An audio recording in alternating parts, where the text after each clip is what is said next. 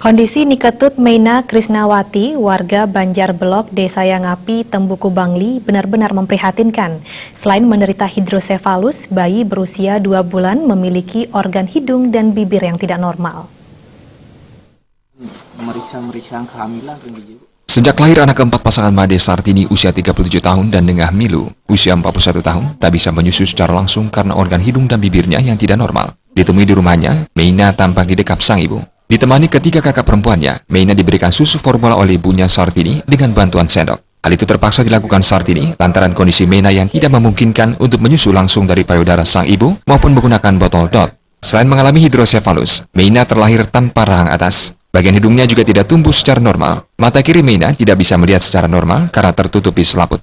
Meski kondisinya memprihatinkan, bayi berumur 2 bulan itu tidak pernah rewel. Sartini menuturkan anak keempatnya ini dilahirkan pada 2 Mei lalu di RSU Bangli. Meina lahir melalui operasi sesar saat kandungannya berusia 8 bulan. Meina lahir dengan bobot tubuh 3,8 kg dan panjang 45 cm.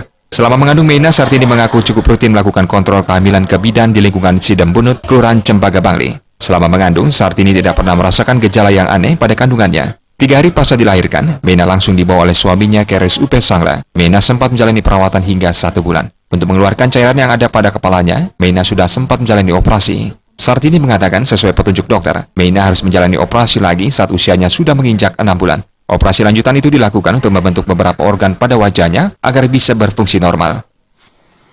Kondisinya memang gini Bu ya, baru lahir itu? Iya, kondisinya udah gini. Menurut dokter apa Bu dibilang katanya? Katanya sih hidrosefalus. Waktu pas lahiran itu kan ini ndak dikasih lihat anaknya, Pak. Ndak dikasih gitu. Biar nggak kaget katanya gitu. Pas mau pulang kan tanggal 4.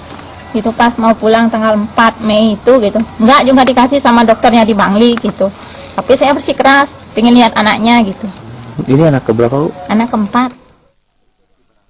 Sartini yang secara dinas tercatat sebagai warga Banjar Antugan Desa Jaham ini, untuk membiayai pengobatan anak keempatnya itu dirinya selama ini hanya mengandalkan jaminan kesehatan KIS Mandiri. Sementara untuk membiayai kebutuhan hidup lainnya, dirinya hanya bergantung pada pendapatan suaminya yang kesehariannya bekerja sebagai buruh bangunan dengan upah tak menentu. Dayurina, Biro Bali Pos Bangli.